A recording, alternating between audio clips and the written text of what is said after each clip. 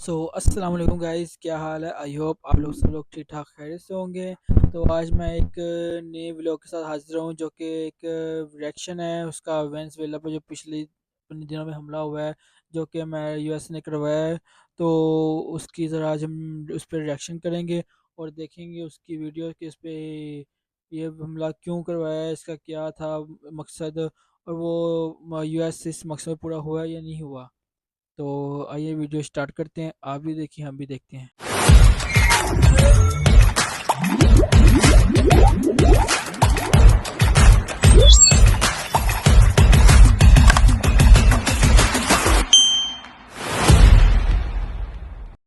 अब बज़ाहिर सुनने में शायद ये आपको कोई साइंस फिक्शन फिल्म का कोई सीन लगे, लेकिन हकीकत में ऐसा हुआ है कि हाल ही में 3 जनवरी को एक साउथ अमेरिकन मुल्क वेनेजुएला के सदर के घर घुसकर अमरीकी फोर्सेस CIA की मदद से इसकी बीवी समेत इसको उठाकर अमेरिका पहुंच गए और इसको पकड़वाने वाले गद्दार खुद वेनेजुएलियन प्रेसिडेंट निकोलस माडुरो की हुकूमत का हिस्सा थे। आपको बताता चलूं कि इस हमले से पहले ही सदर माडुरो ने मुल्क के अंदर इमरजेंसी नाफिज कर रखी थी, लेकिन अचानक से ही कैपिटल कराकस के अंदर धमाके की आवाज़ सुनी गई, बमबारी हुई और अमेरिका के एयरक्राफ्ट को वहां पर उड़ते हुए देखा गया। माडुरो की लोकेशन ट्रेस करने के लिए स्टेल्थ ड्रोन्स को इस्तेमाल किया गया, यानी ऐसे ड्रोन्स जो कि रडार की पकड़ के अंदर भी नहीं आते। इस हमले के बाद पूरे वेनेजुएला और साउथ अमेरिका के अंदर, खुद अमेरिका के अंदर भी इस पर एहतजाज हो रहा है कि अमेरिका कौन होता है हमारे हुकूमती मामलात के अंदर दखल अंदाजी करने वाला। और अब सूरत हाल ये है कि माडुरो पर अमरीकी अदालत के अंदर केस चल रहा है कि इसने हुकूमत पर कब्जा कर रखा था, ये वहां से ड्रग नेटवर्क अमेरिका के अंदर चला रहा था और इसके अलावा अब वेनेजुएला को अमेरिका चला रहा है। अब ये सब कुछ इतना जल्दी हुआ कि किसी को कुछ समझने का और कुछ करने का टाइम ही नहीं मिला। और बज़ाहिर अमेरिकन सदर डोनाल्ड ट्रंप ने इसका ये बहाना बनाया है कि वेनेजुएला और साउथ अमेरिका से ड्रग्स यहाँ पर USA के अंदर इंपोर्ट की जा रही थी और माडुरो इनको अपने ऑयल की असेस भी नहीं दे रहा था, जबकि चाइना को इसने फुल असेस दे रखी थी। ये गैर कानूनी तरीके से मुल्क पर काबिज था, लेकिन हकीकत पूरी दुनिया जानती है कि यहाँ पर दोबारा से इराक वाली स्क्रिप्ट दोहराई जा रही है, क्योंकि असल वजह यह है कि अमेरिका वेनेजुएला के ऑयल, गोल्ड, नेचुरल गैस और दूसरे रिसोर्सेज पर कब्जा करना चाहता है। दूसरी वजह यह है कि क्योंकि इस मुल्क के अंदर दुनिया में सबसे ज़्यादा ऑयल रिसोर्सेज मौजूद हैं। जी हाँ, पूरी दुनिया के अंदर सबसे ज़्यादा ऑयल रिसोर्सेज इसी मुल्क के अंदर हैं। इवन के सऊदी अरेबिया, ईरान और रशिया से भी ज़्यादा यहाँ पर ऑयल मौजूद है, उस पर कब्जा करना था। और दूसरी वजह यह है कि इसने अमेरिका को छोड़कर चाइना को अपने ऑयल और एनर्जी की एक्सेस दे रखी थी, जिसकी वजह से चाइना आर्टिफिशियल इंटेलिजेंस और एडवांस नैनो टेक्नोलॉजी यानी चिप्स के अंदर अमेरिका को पीछे छोड़ रहा था। और ये सिलसिला अब काफ़ी हद तक रुक जाएगा, क्योंकि अब चाइना को ये एनर्जी बहुत सस्ती नहीं पड़ेगी और इसकी कॉस्ट कई गुना तक बढ़ जाएगी। आपको बताता चलूं कि वेनेजुएला मुल्क के अंदर इतना तेल है कि ये दुबई से 10 गुना ज़्यादा अमीर हो सकता था, क्योंकि इसके पास 303 बिलियन बैरल का तेल का रिजर्व मौजूद है। आज से तकरीबन 600 साल पहले यानी 1495 के अंदर पूरा साउथ अमेरिका स्पेन अम्पायर के अंडर था। आहिस्ता आहिस्ता यहाँ पर नेशनलिज्म जागने लगी, तो साल 1811 के अंदर वेनेजुएला ने आज़ादी हासिल की और इसके प्रेसिडेंट सिमोन बोलीवर बने, जो कि पूरे साउथ अमेरिका के अंदर बहुत ही रिस्पेक्टेड और मशहूर हैं, जैसे हमारे यहाँ मोहम्मद अली जिन्ना। वेनेजुएला उस वक्त इंतहाई अमीर तरीन मुल्क था, क्योंकि पूरी दुनिया का 18% ऑयल या फिर तेल इस अकेले मुल्क के अंदर मौजूद है। अब फास्ट फॉरवर्ड चलते हैं साल 1950-60 की दहाई के अंदर, जब अमेरिका ने इससे तेल सस्ता खरीद कर इसको खूब निचोड़ा। ऐसे समझ लें कि ये मुफ्त में बांटता रहा, लेकिन इस दौरान इन्होंने ना अपने इंफ्रास्ट्रक्चर पर कोई ध्यान दिया, ना मशीनरी पर, ना टेक्नोलॉजी को अपडेट करने पर। बस अपने उसी 95% इनकम पर टोटली डिपेंडेंट रहे, जो कि ऑयल से आ रही थी। अब जाहिर है कि हालात हमेशा एक जैसे नहीं रहते, तो इसके अंदर भी करप्शन हद से बढ़ने लगी और इसके अलावा ऑयल की प्राइसेस भी काफ़ी नीचे जाने लगी। साल 1992 के अंदर तो ऑयल की प्राइसेस अचानक से इतनी नीचे चली गई कि इनकी इकोनॉमी तकरीबन कोलैप्स हो गई। इस दौरान साल 1992 के अंदर एक मिलिट्री लीडर हुगो चावेज ने यहाँ पर तख्ता पलट की कोशिश की, लेकिन वो नाकाम रहा। उसे जेल में डाला गया, लेकिन कुछ टाइम बाद वो वापस आ गया। हुगो चावेज बहुत ज़्यादा एंटी अमेरिकन था, इसके अंदर नेशनलिज्म भी बहुत थी और इसका मानना था कि अमेरिका ही है वो जिसने हमारे ऑयल रिसोर्सेज को लूटा है और हमसे सस्ता तेल लेकर खुद ऑयल की कीमतें कंट्रोल करके कभी भी हमारी इकोनॉमी को कोलैप्स कर सकता है। अब हुगो चावेज अपनी आवाम के अंदर बहुत मशहूर था, तो साल 1998 के अंदर ये अपने मुल्क का सदर बन जाता है। लेकिन इस मुल्क की बदकिस्मती कह लें कि यहाँ पर आने वाला कोई भी सदर, उसकी पॉलिसी यही रहती थी कि कोई भी डेवलपमेंट और कोई भी अर्निंग सोर्स पर ध्यान नहीं देना, बस ऑयल पर ही चलना है। और दूसरा, आप जानते हैं कि दुनिया के बाकी मुल्क भी बहुत कम प्राइस पर तेल बेच रहे हैं, तो कंपटीशन भी दिन ब दिन बढ़ रहा था, जिसका नतीजा ये हुआ कि यहाँ पर महंगाई बढ़ने लगी और साल 2013 के अंदर हुगो चावेज अचानक से कैंसर से मर जाता है, जिसके बाद इसका वारिस निकोलस मादुरो आता है, यानी मौजूदा सदर या फिर ये चावेज का करीबी साथी था। और इस तरह से साल 2014 के अंदर ये सदर बन जाता है। और आपको बताता चलूँ कि यहाँ पर सदर 6 साल के लिए चुना जाता है। लेकिन इस दौरान भी वही पॉलिटिक्स चलती रही, यानी किसी और अर्निंग सोर्स पर ध्यान ना देना, बस तेल का पैसा उड़ाते रहना और इस मुल्क को चलाते रहना और अपनी आवाम को खुश रखना। पर आखिर ये कब तक चलता?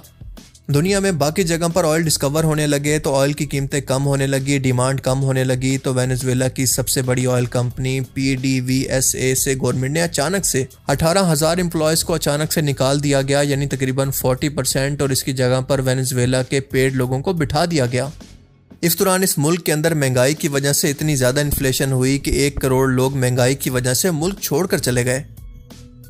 आपको बताता चलूं कि वेनेजुएला का ऑयल सऊदी अरेबिया की तरह पतला या फिर लाइट नहीं है, बल्कि बहुत गाढ़ा है। इसको लाइट करने के लिए केमिकल इस्तेमाल होते हैं।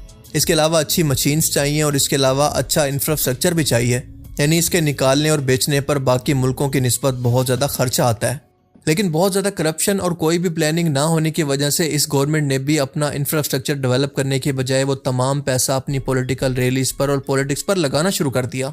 और इसके अलावा अमेरिका को छोड़कर ये चाइना को सस्ता तेल दे रहा था, तो अमेरिका ने ये देखकर इस पर मौशी पाबंदियां लगा दी, यानी इसका कोई भी इत्तेहादी इससे ऑयल नहीं खरीदेगा। अब इसकी वजह से हुआ क्या कि सब्सिडीज खत्म हो गई, महंगाई का तूफान आ गया, जिसको ख़त्म करने के लिए गवर्नमेंट ने नए नोट छापना शुरू किए और इसका उल्टा रिएक्शन हुआ, क्योंकि आप जानते हैं कि नए नोट छापने का मतलब है कि नोटों की वैल्यू कम हो जाना, जिसकी वजह से हमने देखा कि लोग नोटों को वजन के हिसाब से बेचने लगे। मुल्क के अंदर मुजाहरे होने लगे और खाना जंगी शुरू हो गई। अब असल गेम यहाँ पर शुरू होती है, क्योंकि इस पाबंदियों के बावजूद भी चाइना को सस्ते दामों तेल बेचकर ये अपने मुल्क का गुजारा किसी भी तरह से कर रहा था। चाइना की एनर्जी की ज़रूरियात सस्ते के अंदर पूरी हो रही थी और इसकी टेक इंडस्ट्री बहुत ही ज़्यादा तरक्की कर रही थी। आर्टिफिशियल इंटेलिजेंस के अंदर रेवोल्यूशन आ चुकी थी। यहाँ तक कि आपने खुद देखा कि एक टाइम के अंदर चाइना की आर्टिफिशियल इंटेलिजेंस ने अमेरिका को भी पीछे छोड़ दिया। अब जाहिर है कि ये मामलात अमेरिका और चाइना के फ्यूचर के मुस्तकबिल के थे कि कौन मुस्तकबिल के अंदर दुनिया की टेक को कंट्रोल करेगा। तो अमेरिका ने वेनेजुएला पर प्रेशर डालना शुरू किया कि तुम ड्रग डीलिंग कर रहे हो, अमेरिका के अंदर ड्रग सप्लाई करने के अंदर मदद कर रहे हो, और इसके अलावा कहा कि तुम गैर कानूनी तरीके से इक़्तिदार पर कायम हो। इसके अलावा तुमने इंसानी हकूक़ की भी काफ़ी खिलाफ वर्जियाँ की हैं, यानी शॉर्ट के अंदर तुम्हारे मुल्क के अंदर जमहूरियत ख़तरे में है। बाद में कुछ अरसे के बाद अमेरिका और वेनेजुएला के दरमियान मुज़ाकरात भी हुए, जिसके अंदर वेनेजुएला के सदर ने यह हामी भरी कि हम आपको चीन से ज़्यादा एनर्जी बेचेंगे और इसके अलावा ऑयल के असेस भी देंगे। लेकिन बात यह है कि वेनेजुएला के पास फ्रेश वाटर, गोल्ड, गैस और ऑयल के इतने बड़े रिसोर्सेज मौजूद हैं कि अमेरिका ने कहा कि सब्र करो, सब कुछ मैं खुद ही ले लेता हूँ, तुम जहमत ना करो। पूरी दादागिरी के साथ वेनेजुएला पर कब्जा कर लिया कि अब इस मुल्क को हम चलाएंगे। यानी वो ज़माने जालियत का टाइम फिर से ताज़ा कर दिया है, जब ताकतवर अंपायर ताकत के जोर पर किसी भी मुल्क पर इसके रिसोर्सेज पर कब्जा कर लेते थे। आज की डेमोक्रेसी गई तेल लेने। आप ज़रा सोच कर देखें कि अगर पूरी दुनिया अमेरिका की तरह ये स्टैंडर्ड अपनाने लगे तो ट्रंप साहब दुनिया को ये बताएं कि रशिया का यूक्रेन पर कब्जा कैसे गलत है और चाइना का ताइवान पर। अब देखें, इस हमले के बाद एक चीज़ तो वाज़े हो चुकी है कि अमेरिका यहाँ पर कब्जा करने के बाद यहाँ पर किसी पपेट हुकूमत को बिठाएगा, और अगर अवाम ने एहतजाज किया तो शायद पहले फ़ौज टेक ओवर कर ले, या फिर अमेरिका यहाँ पर लंबा भी फंस सकता है, जैसा कि अफगानिस्तान के अंदर सींग फंसाकर वहीं पर ही रह गया था, और वो भी 20 साल तक। लेकिन दूसरी तरफ वेनेजुएला के सपोर्टर्स की बात करें तो चाइना और रशिया, जो कि वेनेजुएला के साथ और इसके सपोर्टर हैं, जाहिर है कि इन दोनों के अपने अपने मफादात हैं और वो इसकी ज़बानी कलामी ही सपोर्ट कर सकते हैं। इस जंग के अंदर इसके लिए हिस्सा नहीं ले सकते, क्योंकि भाई चाइना बहुत स्मार्ट है। उसका फोकस इकोनॉमिकल वॉर है कि वो जितना हो सके टेक के अंदर अपने मुल्क को आगे लेकर जाए, इकोनॉमिकली तौर पर अपने मुल्क को स्ट्रॉन्ग करे। वरना जंगों के अंदर कूद कर तो एक टाइम के अंदर सुपर पावर रहने वाले USSR के भी टुकड़े टुकड़े हो चुके हैं। और रशिया के बारे में आपको पता है कि वो यूक्रेन वॉर के अंदर फंसा हुआ है और कोई नई जंग को अफोर्ड नहीं कर सकता। सो वेनेजुएला के मुस्तकबिल का फैसला इसकी अवाम ही तय करेंगे। इनकी मर्जी या खामोशी के बगैर यहाँ पर कोई भी हुकूमत नहीं कर सकता। और दूसरी तरफ ये वही अमेरिका है जिसने हाल ही में अपने डिपार्टमेंट ऑफ डिफेंस का नाम बदलकर डिपार्टमेंट ऑफ वॉर यानी जंग से बदल दिया है।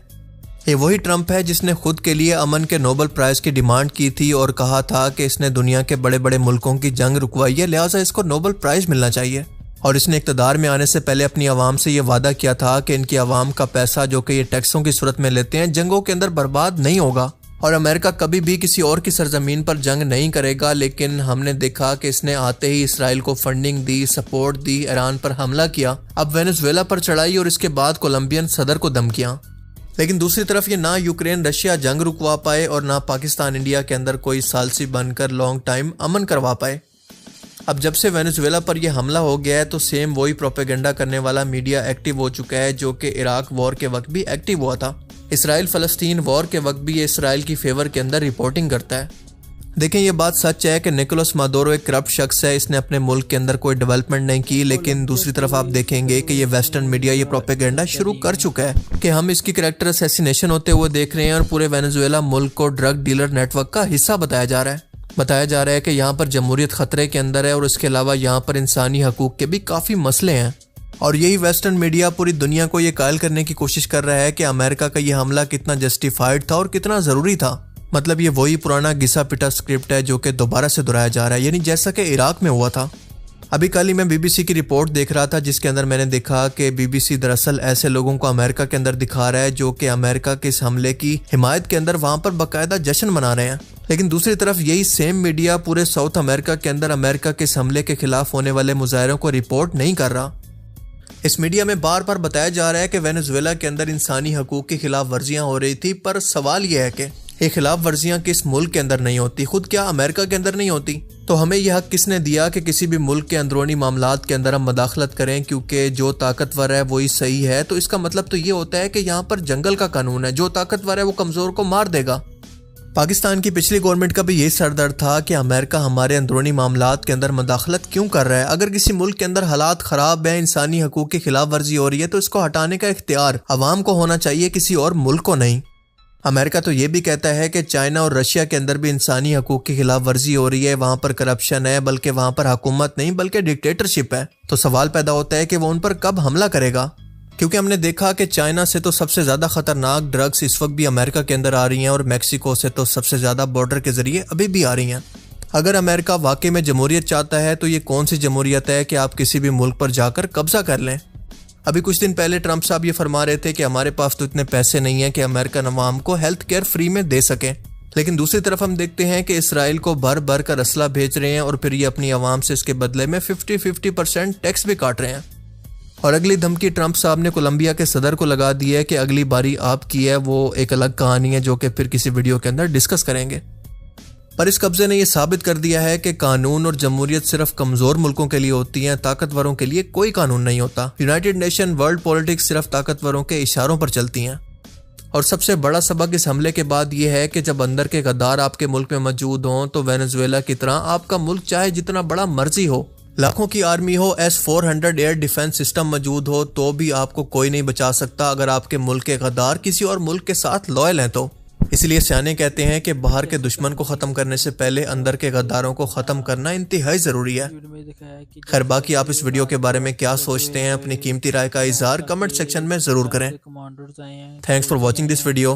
वो आके इसको अल्लाह कैसे हाफिज़। तो बीवी स्मिथ को उठा के लेके गए और इस पे इल्ज़ाम ये लगाया है कि ये ड्रग्स की हेर फेर कर रहा है, इधर उधर यूएसए से इधर ला रहा है, इधर से यूएसए भेज रहा है, इधर से यूएसए भी भेज रहा है। तो ये इस चीज़ पे इस पे इल्ज़ाम लगा के, तो जैसे वीडियो में दिखाया है कि ये इसके पास जो ऑयल के ज़खायर है उस पर कब्ज़ा करना चाहता है, जो उसके पास सोने के ज़खायर है उस पर भी कब्ज़ा करना चाहता है। तो इसने इशू ये बनाया इस चीज़ का कि ये ड्रग्स का सप्लाई करता है। तो अभी तो फ़िलहाल इस इनका वज़ीर-ए-आज़म उसके डोनाल्ड ट्रंप के कब्ज़े में है, यूएसए के। तो अब देखते हैं ये जंग कहाँ तक जाती है कहाँ तक नहीं। अभी फ़िलहाल वेनेज़ुएला पर यूएसए का कब्ज़ा है। तो अब उसने नेक्स्ट जो उसको धमकी दिया वो कह दिया कोलंबिया के वज़ीर-ए-आज़म को। बाकी देखते हैं क्या होता है। बाकी तब तक के लिए अल्लाह हाफिज़। वीडियो अगर अच्छी लगी हो तो लाइक कीजिए, शेयर कीजिए और सब्सक्राइब कीजिए। अल्लाह हाफिज़, गुड बाय।